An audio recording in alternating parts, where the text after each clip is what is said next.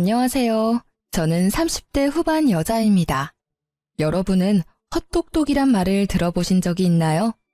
저는 부모님께 가끔 듣긴 했지만 크게 신경 쓰지 않고 넘겼었는데요. 제 인생에서 큰 사건을 겪은 지금은 그야말로 제가 헛똑똑이로 살아왔다는 걸 뼈저리게 느꼈답니다. 저는 학창 시절부터 공부도 열심히 하고 주어진 일도 잘 해내서 주변 사람들에게 똑 부러진다는 말을 자주 듣고 살아왔는데요. 저를 정말 잘 아시는 부모님은 제가 똑똑한 척하는 헛똑똑이라서 막상 제 몫도 잘 챙기지 못하고 허튼 짓을 한다는 걸 잘 알고 계셨던 거죠. 이제는 정말 그렇게 살지 않으려고 더욱 일도 열심히 하고 사람 관리도 허투루 하지 않으며 지내고 있는데요. 얼마 전에 가장 비참했던 시절에 저를 가장 힘들게 만들었던 사람을 우연히 마주치게 되었답니다. 바로 전 신우였는데요. 제가 다니는 회사 안의 화장실에서 딱 마주치고 말았죠. 손을 씻고 있는데 누군가 뒤에서 쏘아보는 시선이 느껴져서 돌아보니 신우가 한쪽 입술만 픽 올리면서 저를 비웃고 있는 게 아니겠어요? 아니, 이게 누구야? 원수는 외나무 다리에서 만난다더니 안 그래도 한 번 만나면 머리털 좀 다 뜯어놓고 싶었는데 하필 면접 보는 회사에서 만날 게 뭐야? 여전히 말버릇 고약한 건 여전하네. 면접 보러 왔으면 남의 회사에서 진상 부리지 말고 얌전히 있다가 가.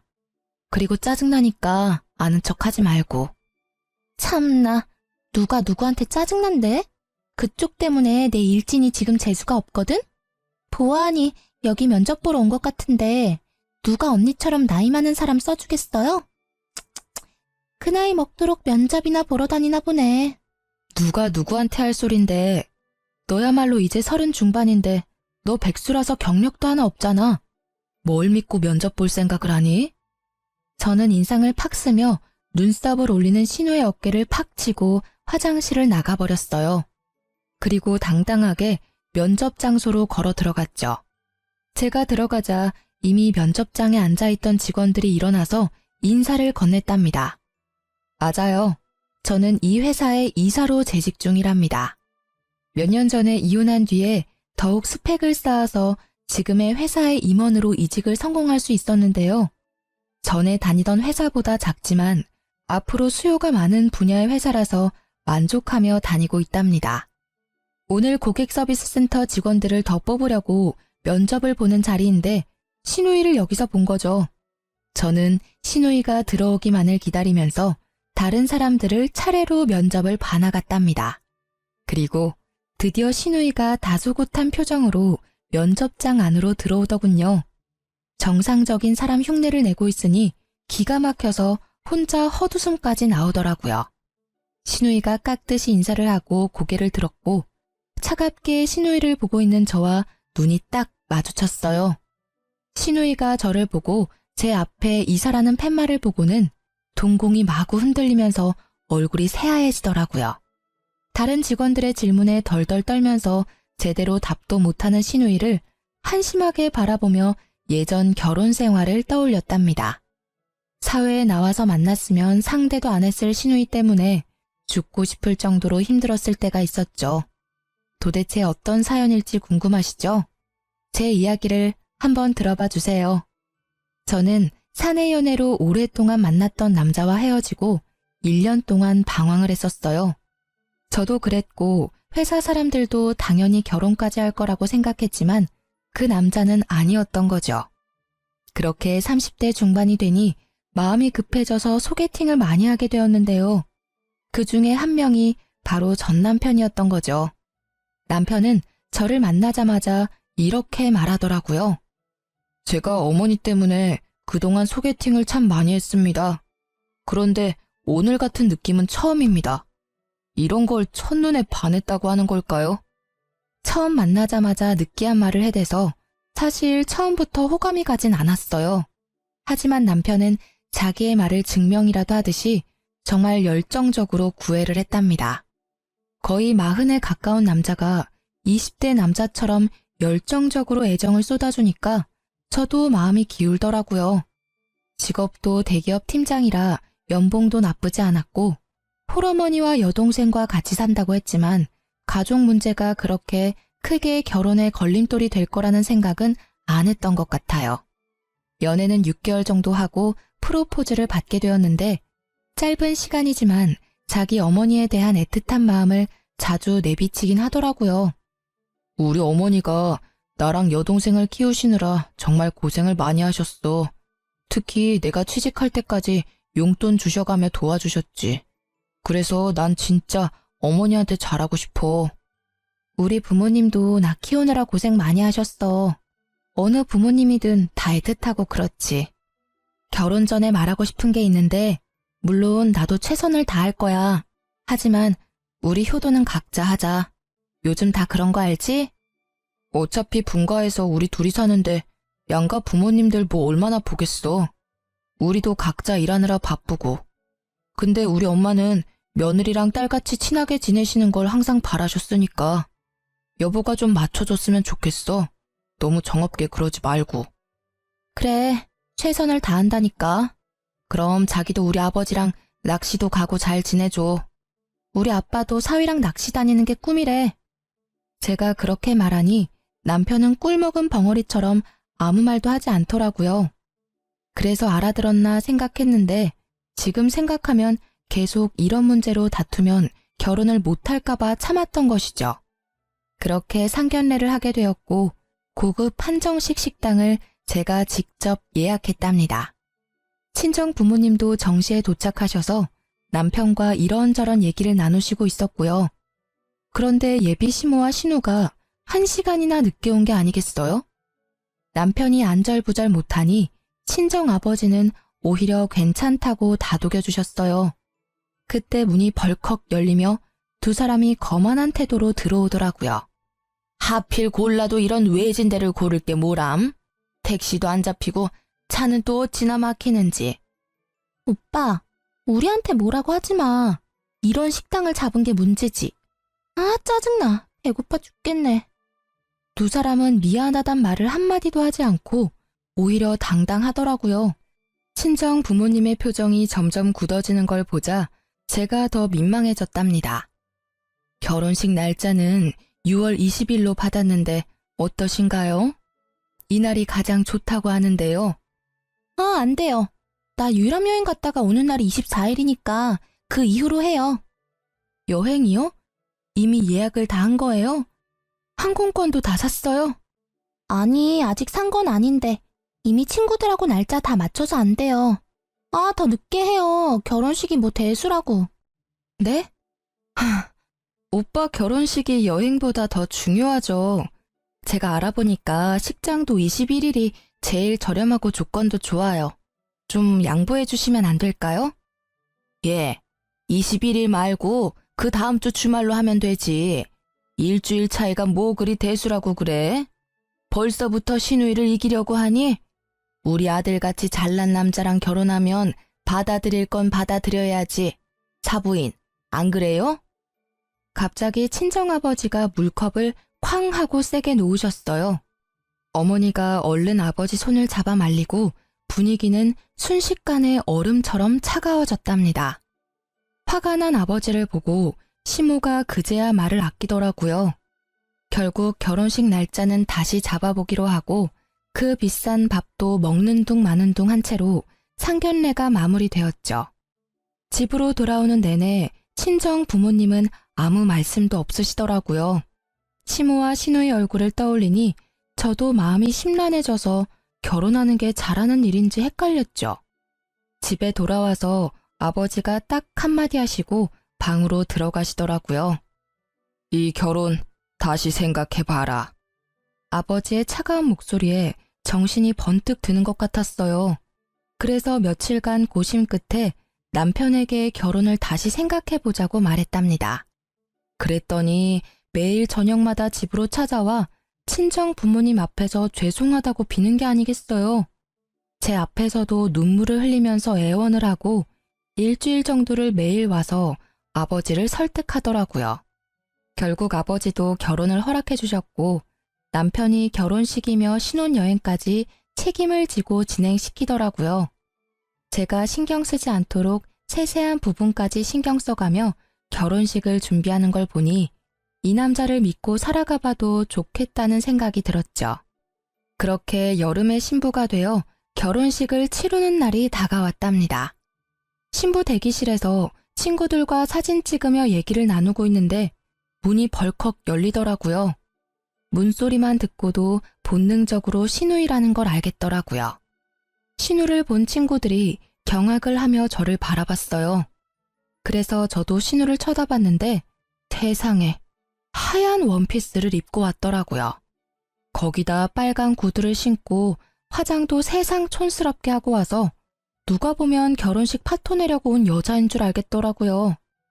아가씨, 왜 한복을 안 입고 원피스를 입었어요? 근데 원피스 색이 좀... 색이 왜요? 이거 베이지색이에요. 내가 살 때도 흰색 아닌 거 확인하고 산 거예요. 나도 예의는 있어요. 그리고 이거 명품이라고요.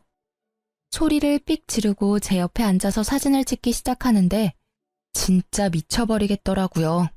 친구들도 기가 막혀서 입을 떡 벌리고 있고 다른 사람들은 신우의 옷을 보고 다 수군수군 됐죠. 그렇게 결혼식이 시작되고 정신이 하나도 없이 버진로드를 걷고 여차저차 결혼식이 마무리가 되었어요. 사진 찍는 순서가 되고 신우가 제 옆에 딱 서자 그제야 정신이 번쩍 들더라고요. 다행히도 제 가방순이 친구가 신우의 옆을 파고들어 제 옆에 서주더라고요. 덕분에 하얀 옷 옆에 하얀 옷이 되는 참사는 피할 수 있었답니다. 그렇게 정신없이 사진을 찍고 부케도 던지고 마무리가 되었어요. 그때 갑자기 시모가 앞으로 떡하니 나와 사진사를 부르는 게 아니겠어요? 이제 다 찍은 거죠? 그럼 나 좀 찍어줘요. 여기 배경도 멋있고 좋네. 아, 얼른요.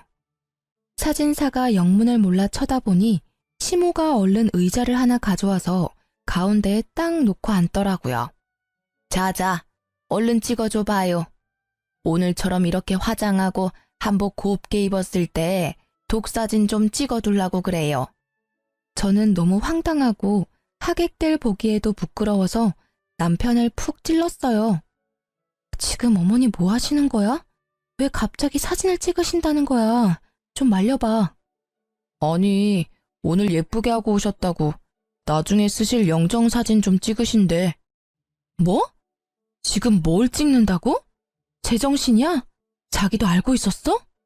남편은 어깨를 으쓱하더니 뭐가 대수라는 듯이 오히려 놀라는 저를 이상하게 바라보기까지 하더라고요.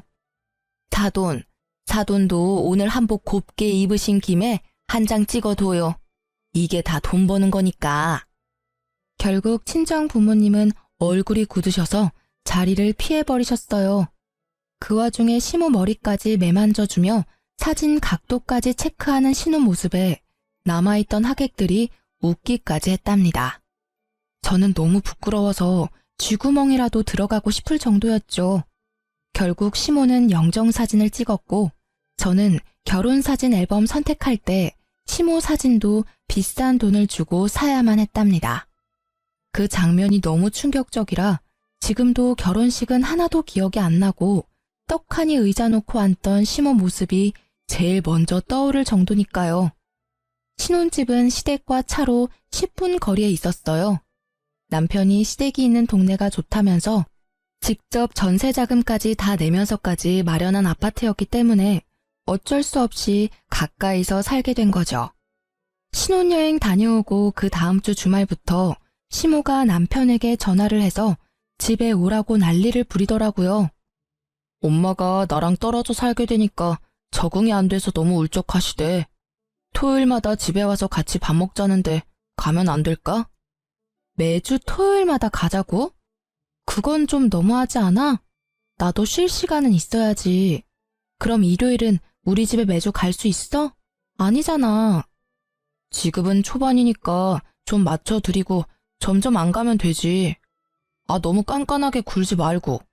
일단 이번 주는 가는 거다. 알았지? 그렇게 토요일에 시댁에 가게 되었는데요. 진짜 너무 가기 싫었지만 신혼이니 좋은 게 좋은 거란 심정으로 따라 나섰죠.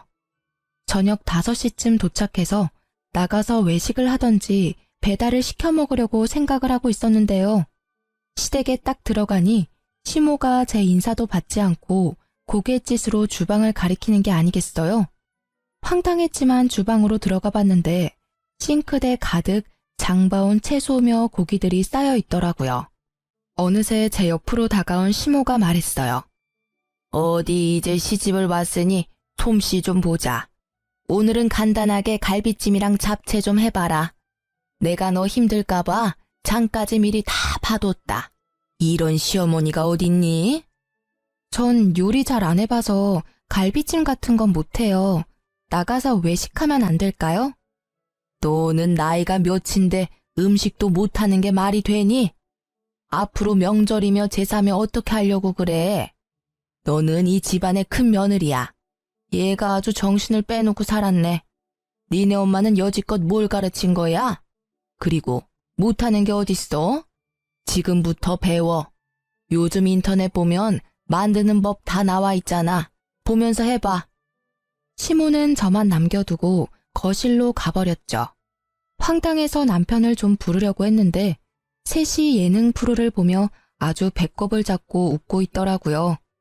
진짜 어이가 없어서 남편과 눈 좀 마주치려고 계속 애쓰고 있는데 시모가 저를 매서운 눈으로 째려보면서 얼른 하라는 식으로 또 고갯짓을 했죠. 저는 하는 수 없이 갈비찜 만드는 법을 검색해서 따라해보기 시작했어요. 처음 만드는 거니까 시간도 오래 걸리고 정신도 없고 미치겠더라고요. 혼자 불 앞에서 땀을 뻘뻘 흘리며 요리를 하고 있는데 신우가 어슬렁거리며 주방으로 들어왔죠. 뭐 타는 냄새 나는 것 같은데? 언니 진짜 잡채도 처음 해봐요? 그래놓고 어떻게 결혼을 할 생각을 했지? 아가씨, 지금 정신 하나도 없으니까 좀 도와주던지 아니면 나갈래요? 무서워. 네, 나갈게요. 오늘 안에는 먹을 수 있으려나 몰라.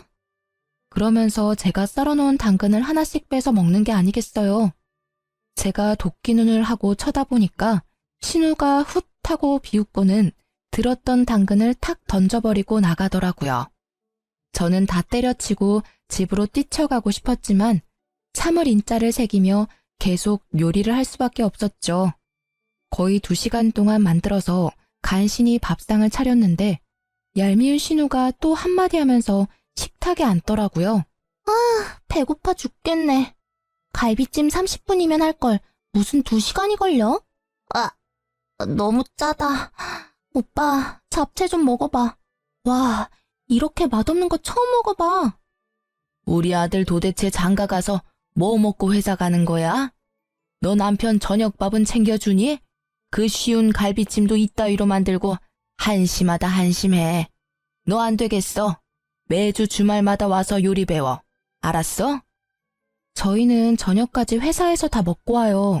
그리고 요즘 밀키트가 얼마나 잘 나오는데요. 돈도 더 절약돼요, 어머니.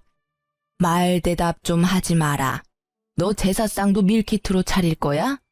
에휴, 얘를 뭐부터 가르쳐야 돼? 나이나 어리면 그러려니 하지. 이건 40이 다 돼가면서 남편 밥도 제대로 못 차리는 걸 하필 데려와가지고. 시모는 거칠게 숟가락을 내던지면서 소리를 지르는 거예요. 저는 너무 놀라고 이런 대접받는 게 이해가 되지 않아서 화가 머리 끝까지 났답니다. 입술을 꽉 물고 남편을 쳐다보니 남편은 고개만 푹 숙이고 밥을 먹고 있더라고요. 시누이와 시모는 못 먹겠다면서 거실로 나가서 계속 궁시렁대더라고요.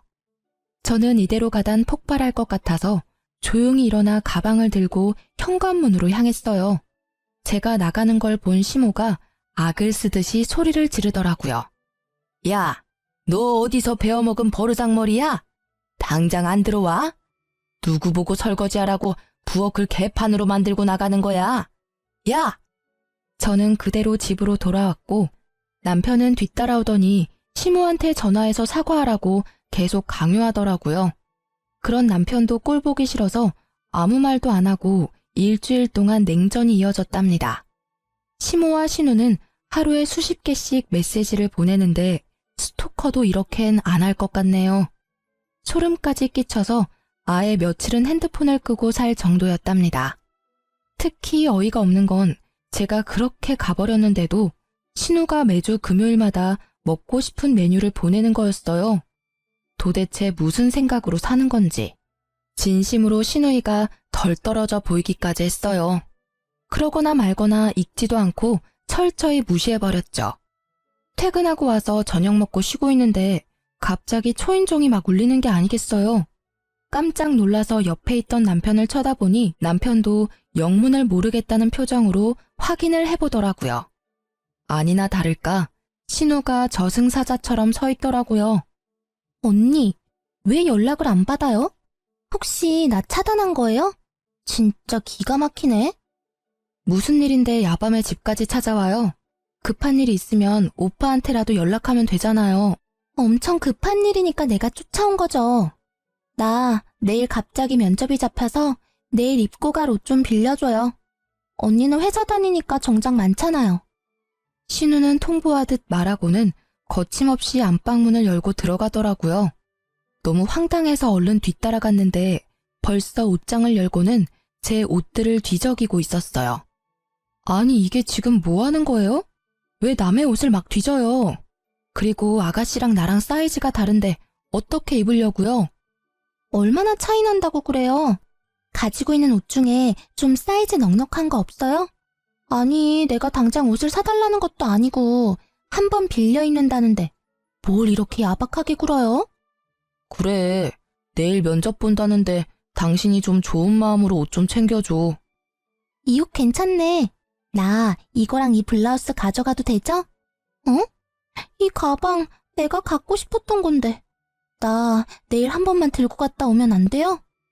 가방은 안 돼요. 나도 큰 마음 먹고 산 거라 몇 번 들지도 않았어요. 옷만 가져가요. 언니, 새 것도 아니고 쓰던 건데. 내일 한 번만 빌려줄 수 있잖아요. 정없이 뭘 그렇게 딱 잘라요? 딱 한 번만요. 그럼 잘 쓸게요. 제가 말릴 새도 없이 신우는 가방이랑 옷들을 가지고 현관문으로 질주를 하더라고요.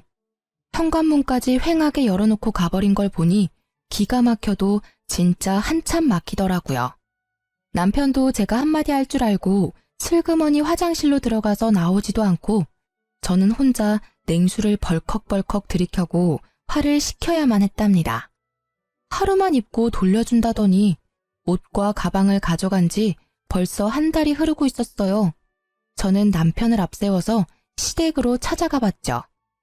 아니 그렇게 전화를 해도 받지도 않더니 네가 무슨 바람이 불어서 집까지 다 왔냐? 온 김에 저녁이나 해서 먹고 가라. 역시나 제가 집안에 들어가자마자 시모는 밥 타령을 하기 시작하더라고요. 저는 시모의 말을 무시하고 신우이의 방으로 들어갔어요. 얼마나 정리를 안 하고 사는지 돼지우리가 따로 없더라고요. 저는 신우 옷장을 열어 제 옷을 찾기 시작했죠. 저 구석에 돌돌 말려서 처박힌 블라우스를 발견할 수 있었어요. 옷을 펼쳐보니 세상에 김치국물 자국이 길게 나 있는 게 아니겠어요? 제가 비싸게 주고 산 실크 블라우스였는데 그걸 가져가더니만 마구 더럽혀 놓은 모습에 화가 머리 끝까지 났죠. 더럽혔으면 빨아놓기라도 해야 하는 거 아닌가요? 신우가 저를 자기 아래로 생각하니까 이딴 행동을 할 수 있다는 걸 깨달았죠. 저는 옷장을 뒤져서 신우의 옷 중에서 그나마 비싸 보이는 니트를 찾아서 화장실로 갔어요. 그러고는 변기 안에서 신우의 옷을 마구 쑤셔놓고 나와버렸어요. 마침 신우이가 집으로 딱 들어오더라고요. 그런데 저한테 뺏어갔던 가방을 떡하니 들고 있는 게 아니겠어요. 아가씨, 하루 빌려간다면서 한 달이 지나도록 왜 옷을 안 가져와요? 그리고 그 가방, 내 건데 왜 본인 것처럼 들고 다녀요? 당장 내놔요. 아, 진짜. 그까짓 것 얼마나 한다고 집까지 와서 난리예요. 어차피 언니한테 이 가방 어울리지도 않아요. 나이 들어서 이런 거 들면 뭐해요? 들고 다녔으니까 준 거잖아요. 그냥 나한테 줘요. 사달라는 것도 아니고. 이거 봐요. 옷에도 김치국물 잔뜩 흘려놓고. 아가씨는 기본 예의가 없네요. 당장 가방 내놔요. 저는 신우의 손에서 억지로 가방을 뺏어서 현관으로 가버렸어요. 그때 시모가 달려와서 제 팔을 잡고 저를 휙 돌려 세우더라고요. 야, 이게 보자 하니까 우리 귀한 딸한테 뭐 하는 짓이야? 새언니가 돼가지고 신우이가 면접 본다면 정장 한 벌 쫙 사줄 생각을 해야지. 큰며느리 그릇이 간장종지만한데 집안 잘 돌아가겠다. 어머니, 저도 우리 집에선 귀한 딸이에요. 그리고 생판 모르는 사람한테 숟가락 하나를 빌려도 깨끗하게 닦아서 돌려주는 게 당연한 건데 아가씨 하는 짓 좀 보세요. 그때 신우이가 악하고 소리를 지르는 소리가 들리더니 변기물이 뚝뚝 떨어지는 니트를 들고 제 앞으로 달려들더라고요. 이거 언니가 이랬어요? 진짜 미친 거 아니야? 이게 얼마짜린데? 더군다나 니트를 변기에 쳐박아? 진짜 정신병자네? 오빠 정신병자랑 결혼했어. 나 절대 못 넘어가. 얘가 처음엔 아주 얌전을 떨더니만 아주 무서운 애였네. 진짜 네가 이런 거야? 너 제정신이야? 당장 우리 딸한테 사과하고 당장 똑같은 거 사와. 그럼 아가씨도 내 블라우스랑 뜯어진 치마 똑같은 걸로 사와요. 그럼 나도 그까짓 니트 사다 줄 테니까. 그리고 어머니, 덜 떨어진 아가씨 그렇게 계속 감싸면 아가씨 결혼도 못하고 평생 저렇게 살 거니까 정신 차리세요.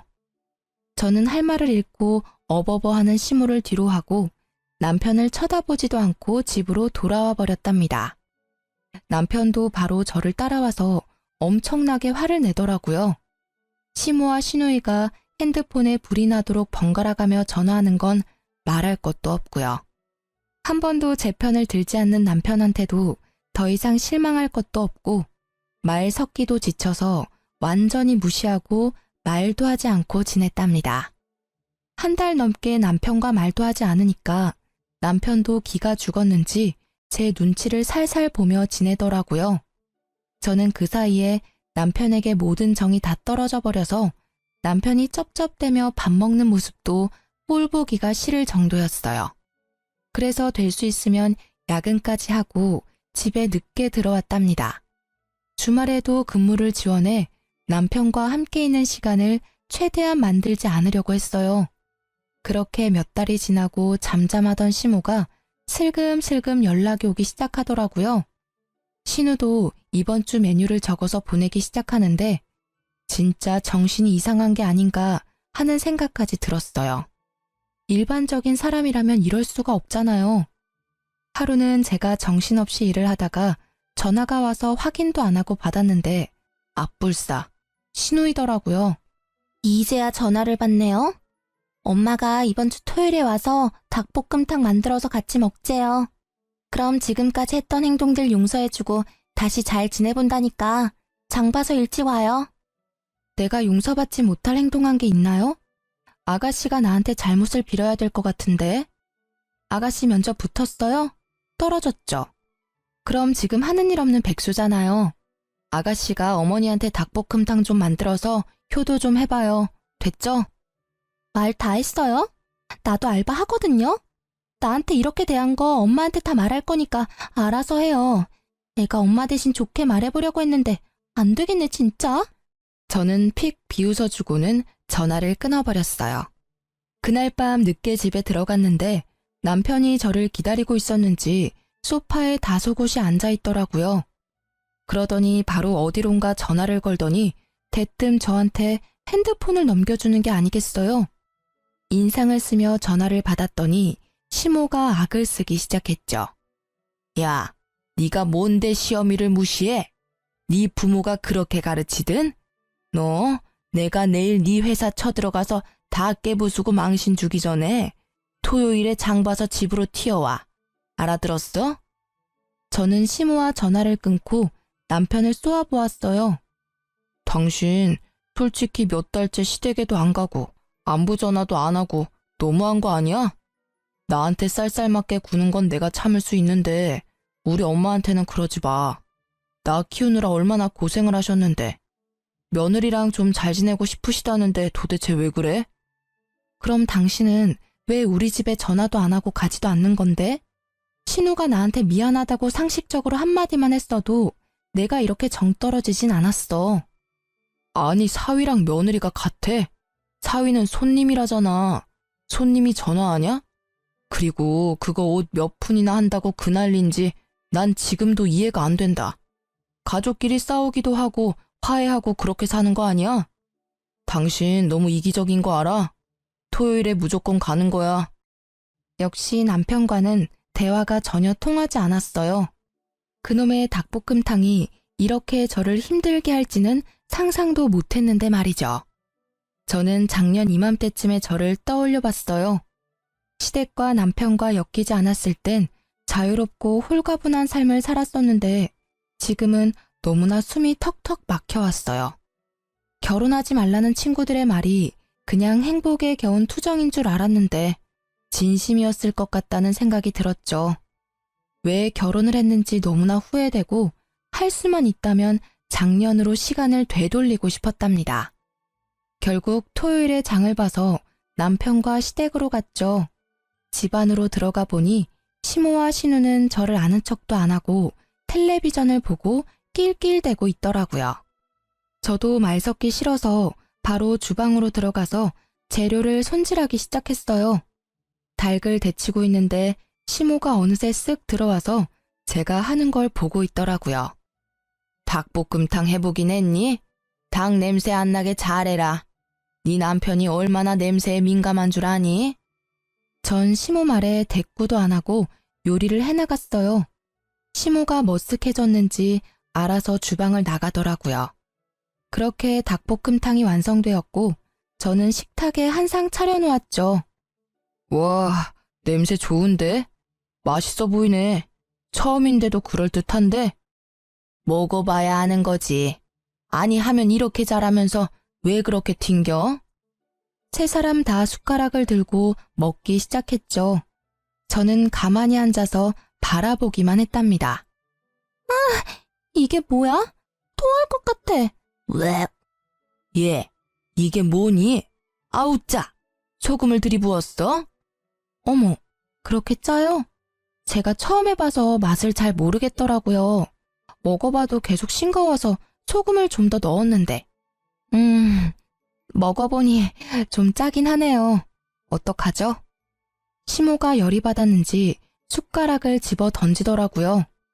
신우는 화장실에 가서 토를 하는지 입을 씻어내는지 한참을 나오지 않았죠. 당신 이게 뭐 하는 짓이야? 진짜 실수한 거 맞아?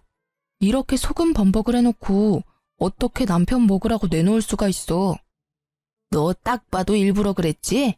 이거 진짜 못 쓰겠네. 주방도 아주 개판으로 만들어 놓고.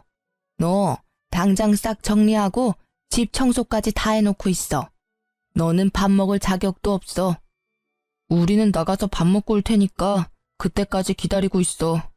난 이번 일 절대 그냥 못 넘어가. 이건 우리 집을 무시하는 거야. 저는 아무 대꾸도 하지 않고 소금 범벅 닭볶음탕을 바라보고 있었죠.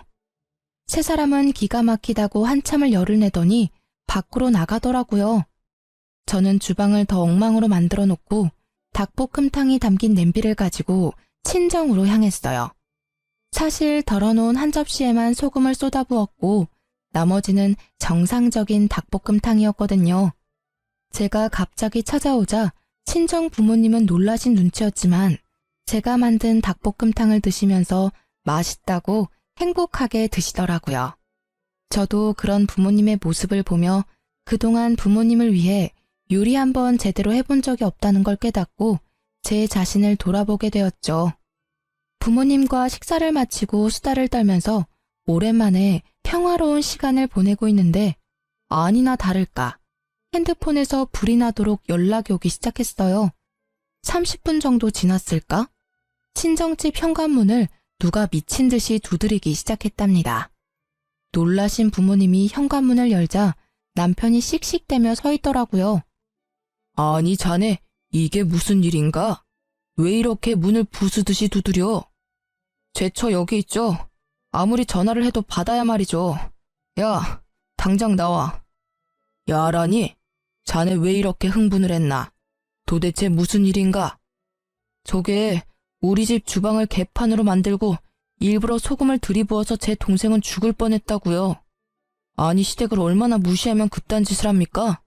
저 절대 못 넘어갑니다. 오늘 아주 버릇을 단단히 고쳐놔야지. 야, 당장 나와. 누가 들으면 내가 음식에 독이라도 탔는 줄 알겠네. 당신이야말로 우리 집에 와서 이게 무슨 행패야? 우리 집은 우스워 보여? 이게 아직도 말대답이야? 하늘 같은 남편을 이따위로 취급해? 당장 따라 나와. 남편이 제 손목을 세게 비틀어서 잡아 끌기 시작했어요. 화가 난 아버지가 남편을 팍 밀쳐버렸죠. 자네야말로 장인 장모를 얼마나 무시하면 내 앞에서 내 딸 손모가지를 비트나? 여지껏 우리 딸 이렇게 대한 거야? 당장 꺼지게. 당장. 친정아버지가 문을 못 닫도록 막아대는 남편을 다시 한번 세게 밀어서 넘어뜨리고는 현관문을 닫아버렸답니다. 남편은 한참을 쿵쿵 발로 현관문을 차다가 돌아갔죠. 너 여지껏 이런 취급을 받았어? 네가 저놈보다 뭐가 부족해서? 당장 이혼해라. 하나 보면 열을 안다고 더 볼 것도 없다. 아버지의 말을 듣고 저도 정신이 바짝 차려지면서 이혼을 해야겠다는 결심이 굳어졌어요. 그렇게 당장 남편에게 이혼을 통보했고 남편은 절대 안 된다며 집으로 들어오라고 했어요. 난 이혼할 때까지는 절대 그 집으로 돌아가는 일 없을 거야. 내가 그 집에 가는 날은 내 짐을 빼오는 날뿐이야. 오늘 당신 회사로도 이혼 서류 보냈으니까 당장 도장 찍어서 보내. 내가 바람을 폈냐? 너를 패기라도 했냐? 내가 이혼 안 하겠다는데 네가 무슨 수로 이혼을 할 건데? 어디 한번 계속 개겨봐. 누가 이기나 보자. 저는 닭볶음탕을 만들러 간 날에 시모와 남편이 한 대화를 모두 녹음했었고 남편이 친정에 와서 소란을 피운 것도 모두 녹음을 해놓았었거든요. 일부분을 남편에게 보내자 남편이 일단 이혼 서류 들고 만나자고 태도를 바꾸더라고요. 그래서 약속 장소로 나가서 남편을 기다렸답니다. 문 쪽이 소란스러워 뒤돌아보니 시모와 시누이와 남편이 같이 몰려 들어오더라고요. 시모는 저를 보자마자 제 따귀를 마구 때리기 시작했어요. 저는 너무 놀라서 대응도 못하고 몸이 굳어버렸죠. 누구 마음대로 이혼이야? 너는 내가 오늘 버르장머리를 확실히 고쳐놓을 거야. 니까짓 게 뭔데 우리 집안을 무시하고 쑥대밭으로 만들어? 그것도 모자라서 우리 아들을 이혼남 만들겠다고? 이게? 지금 저 때린 거 후회하실 텐데요. 누군 이혼녀 되고 싶어서 되나요? 제 인생도 그쪽 때문에 아주 더럽게 꼬였네요. 보자 하니까 우리 엄마한테 뭔 말버릇이야? 이번엔 신우가 달려들어 제 머리채를 잡고 흔들기 시작했어요. 제가 신우의 팔목을 마구 핥히어대자 시모가 제 팔을 붙들지 뭐해요. 제가 무차별적으로 당하고 있는데 남편은 그 모습을 보고만 있더라고요. 여기요. 경찰 좀 불러주세요. 사장님! 제가 소리치자 시모가 제 입을 틀어막기까지 하더라고요. 경찰이 올까봐 무서웠는지 저를 끌고 밖으로 나가려고 하길래 안간 힘을 써서 주저앉아 버티기 시작했답니다. 사람들이 신고를 했는지 다행히도 금방 경찰이 출동했고 다 같이 경찰서로 향했어요. 제 인생 처음으로 경찰서에 와서 조사도 받고 결혼하고 참 별일을 다 겪는다 싶었죠. 저는 경찰에게 폭행죄와 협박죄로 세 사람 모두 고발하겠다고 하고 진술서를 적기 시작했고 그 모습을 보던 세 사람이 펄쩍 뛰었죠. 아니 가족끼리 좀 다툰 거 가지고 무슨 협박죄. 형사님 얘 좀 보세요. 말도 안 되는 소리를 하고 있네 진짜. 혜언니가 좀 정신이 이상해서 우리가 좀 주의를 준 거예요. 그리고 뭐 증거 있어요? 우리가 때린 증거 있냐고요. 참나 증거는 차고 넘치네요. 목격자도 많고 카페에는 CCTV도 있습니다. 일단 고소 진행한다니 조사 들어가면 알게 되겠죠. 경찰 말을 듣고는 시모가 갑자기 제 손을 덥석 잡고 비굴하게 미소를 짓더라고요. 아유, 얘. 내가 너무 화가 나서 정신이 어떻게 됐었나 보다. 정말 미안하다. 우리 서로 간에 이해하고 용서하고 다시 잘 지내보자. 우리 가족 아니니? 저를 정말 가족으로 생각하셨으면 그렇게 개 패듯이 패진 않았겠죠. 아니죠. 키우던 개도 그렇게는 안 때리겠어요. 저는 절대 합의도 고소 취하도 안 할 거니까 법대로 해요. 형사님, 계속 진행해주세요. 남편이 점점 일이 심각하게 돌아가는 걸 느꼈는지 저에게 조용히 말하더라고요. 고소 취하하면 이혼해 줄게. 원하면 지금 당장 도장 찍어줄게. 저는 바로 가방에서 이혼 서류를 꺼내서 남편에게 내밀었어요. 남편은 바로 도장을 찍어 건네줬죠. 일단 고소를 나중으로 미루고 이혼 서류부터 접수했고 시댁에게 폭력을 당했다는 증거가 있어서 좀 더 빠르게 판결을 받을 수 있었어요. 그렇게 1년이 채 넘지 않은 결혼 생활의 종지부를 찍게 되었답니다. 이혼 확정 신고한 바로 다음 날 저는 다시 해당 경찰서에 찾아가 고소를 진행했고 몇 달이 지나 시모와 시누이에게 폭행죄로 벌금이 선고되었다는 걸 통보받을 수 있었어요. 그리고 바로 남편과 시모에게 계속 연락이 왔고 제가 받지 않자 온갖 욕을 해대며 음성 메시지를 잔뜩 남겨놓았더라고요. 전 상대하기도 싫어서 바로 핸드폰 번호도 바꾸어버리고 남편과 시댁 자체를 머릿속에서 지워버리려고 온갖 노력을 했어요. 1년의 결혼과 이혼 과정은 제 인생에서 철저히 도려내고 싶은 부분이라 오히려 질질 끌지 않고 빨리 해결해서 감사할 뿐이었죠. 그렇게 5년의 시간이 흐르고 저는 연애도 하지 않고 오로지 일에만 몰두했답니다. 그러다가 헤드헌터에게서 현재 회사의 임원 자리로 스카웃 제의를 받아 이직을 하게 되었고 혼자여도 만족스러운 삶을 살아가고 있었죠. 그러다가 면접 자리에서 전 시누이를 딱 맞닥뜨리게 되니 예전 생각이 나서 기분이 너무 안 좋더라고요. 면접 내내 제 눈치만 보며 말도 제대로 못한 시누이는 쫓기듯이 면접장을 나가버렸어요. 그렇게 마무리가 되었나 싶었는데 복도에서 저를 기다리고 있더라고요. 제가 무시하고 지나가자 거칠게 제 손목을 낚아채는 거 있죠? 저는 시누이의 손을 탁 쳐내고 날카롭게 쏘아붙였어요. 이게 지금 예의 없게 무슨 짓이죠? 우리 집은 개떡같이 만들어놓고 혼자 아주 잘 나가고 계셨네? 너랑 이혼하고 우리 오빤 회사에서 잘려서 지금까지 백수야. 생활비가 없어서 우리 엄마가 청소 일하러 다니다가 허리 다쳐서 지금 요양병원에 있어. 다 너 때문이야. 어떻게 책임질래? 네 오빠가 잘려서 다시 직장 못 구하는 게 왜 내 탓이니? 무능력한 네 오빠 탓이지. 그럼 네가 정신 차리고 고깃집 불판이라도 닦아서 돈을 벌어야지. 너 지금까지 백수지? 뭐? 너 지금 말 다 했어? 너 때문에 빨간 줄 생겨서 취직도 못하는 거잖아. 네가 책임져. 그러니까 나 여기 합격시켜. 너 이사라며. 신우가 큰 소리를 내는 게 들렸는지 대표님이 이쪽으로 걸어오는 게 보였어요. 김 이사님, 무슨 일 있나요? 괜찮아요? 아닙니다. 아무 일 없습니다. 대표님, 오늘 면접 지원자인데 끝나고 뭘 좀 물어보셔서요. 신우의 눈에도 대표님이 젊은 훈남으로 보이는지 갑자기 얼굴을 붉히며 다소곳해지더라고요. 그 모습이 어이가 없어서 헛웃음이 났죠. 저는 주위를 둘러보고 아무도 없다는 걸 확인하고는 슬쩍 대표님의 팔짱을 꼈답니다. 대표님이 놀라서 저를 바라보다가 저와 눈이 마주치고 흐뭇하게 미소를 지었어요. 그 모습을 보고 신우이의 입이 떡 벌어진 채 굳어 있더라고요. 비밀로 하자더니 소문이라도 나면 어쩌려고 그래요? 나야 좋지만. 사실 저는 대표님과 1년 넘게 사내 연애 중이었답니다.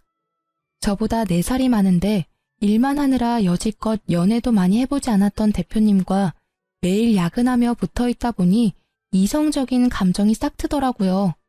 슬슬 결혼 얘기가 나오고 있어서 곧 회사에도 알릴 예정이긴 했지만 신우의 부끄러워하는 얼굴을 보니 일부러 보여주고 싶었달까요? 합격자는 내가 결정하는 게 아니라 서류 전형과 면접 점수를 합산해서 공정하게 선발할 예정입니다. 합격자 발표까지 기다리세요. 입술을 씹으며 저를 노려보는 신우이를 뒤로 하고 대표님과 함께 사무실로 돌아갔죠. 당연히 합격하지 못했고요. 다시는 마주치고 싶지 않을 뿐입니다. 전 매일을 바쁘게 일하며 지내고 있고 대표님의 프로포즈를 받아 곧 결혼식을 올릴 예정이랍니다. 이번엔 아픔 없는 결혼 생활을 이어나가고 싶은 마음이 크네요. 하지만 가장 소중한 건 제 자신이니까 항상 저를 첫 번째로 두고 살아가려고 한답니다. 여러분도 자기 자신을 최고로 여기는 삶을 사시길 바라면서 제 사연을 이걸로 마칠게요. 들어주셔서 감사합니다. 모두 행복하세요.